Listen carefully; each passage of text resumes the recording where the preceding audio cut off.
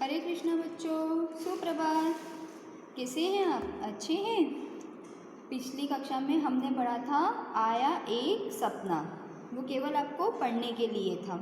आज हम पढ़ेंगे जेब खर्च। क्या पढ़ेंगे? जेब खर्च, है ना। देखिए, 2 साल पहले ही नन्हे मेई की माँ ने एक कारखाने में काम पर जाना शुरू किया था। 2 साल पहले नन्हे मेई की माँ ने एक कारखाने में जाकर काम करना क्या किया था? शुरू किया था। रोज़ सवेरे माँ जब काम पर जाने के लिए निकलती तो नन्हे मेई को जेब खर्च के लिए 5 पैसे देती थी। जब उसकी माँ रोज़ सवेरे काम के लिए जाने के लिए निकलती थी तो वो क्या करती थी? मेई को जेब खर्च के लिए कितने पैसे देती थी? 5 पैसे देती थी। कितने देती थी? 5 पैसे। जेब खर्च मतलब जो आप लोग कहते हैं पॉकेट मनी, है ना। इंग्लिश में उसे हम क्या कहते हैं? Pocket money. तो उसको हिंदी में बोलते हैं जेब खर्च। उसके लिए क्या देती थी? 5 पैसे देती थी। पहली बार जब माँ ने उसे पैसे दिए तो वह मन ही मन सोचने लगा।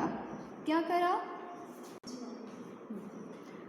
जब उसकी माँ पहली बार काम पे गई तो उसकी माँ ने उसे पैसे दिए। क्या दिए? पैसे दिए। तो वो मन ही मन सोचने लगा, मैं इन पैसों से मिठाई और गुब्बारे खरीदूंगा। क्या सोचने लगा? मैं इन पैसों से मिठाई और गुब्बारे खरीदूंगा।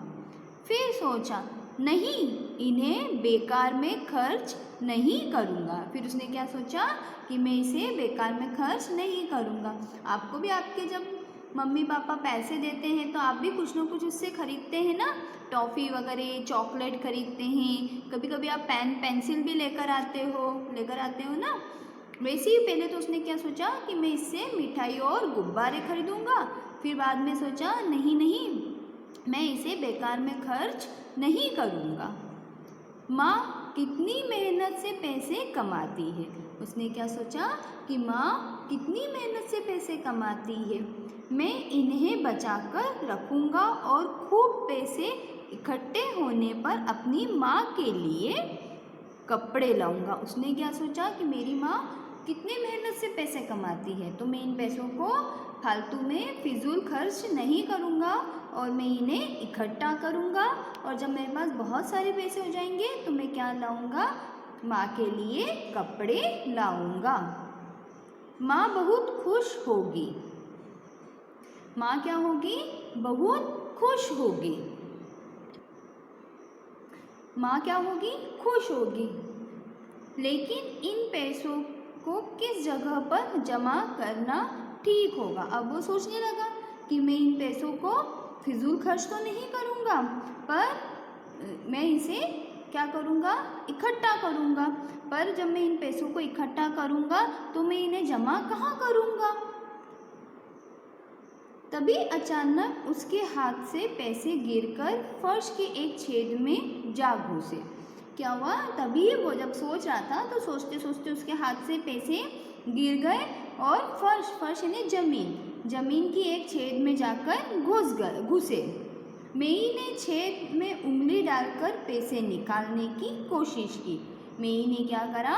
उस छेद में उंगली डालकर पैसे निकालने की कोशिश की, पर पैसे नहीं निकले। पर उसमें से क्या हुआ? पैसे नहीं निकले। छेद बहुत छोटा जो था। छेद क्या था? बहुत छोटा था।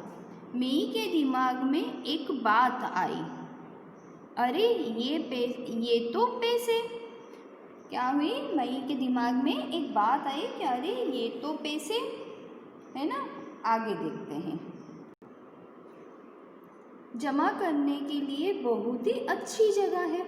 उसने क्या सोचा कि अरे पैसे जमा करने के लिए तो यह तो बहुत ही अच्छी जगह है। फिर क्या था? उस दिन से मई रोज जेब खर्च के पैसे फर्श के नीचे डाल देता था। क्या करता था? जो उसकी मम्मी उसे पैसे देती थी, उसकी माँ जो उसे पैसे देती थी, उन जेब खर्च के पैसों को वो फर्श के नीचे डाल देता था। इस तरह दिन बीतते गए। इस तरह क्या हो गया, दिन बीतते गए। एक दिन मशीन पर काम करते समय मेई की माँ के हाथ में चोट लग गई। क्या हुआ, एक दिन उसकी माँ मशीन पर काम कर रही थी तो उनके हाथ में क्या लग गई, चोट लग गई। चोट बहुत गहरी थी। क्या थी, चोट जो थी वो बहुत गहरी थी, इसलिए वे कई दिनों से काम पर नहीं जा रही थी। इसलिए क्या कर रही थी, वे कई दिनों से काम पर नहीं जा रही थी।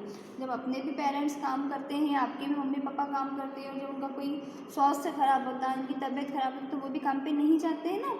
उसी तरह उसकी मम्मी को चोट लगी थी, उसकी माँ को चोट लगी थी, और वो चोट क्या थी, बहुत गहरी थी, इसलिए वो कई दिनों से वो काम पर नहीं जा रही थी।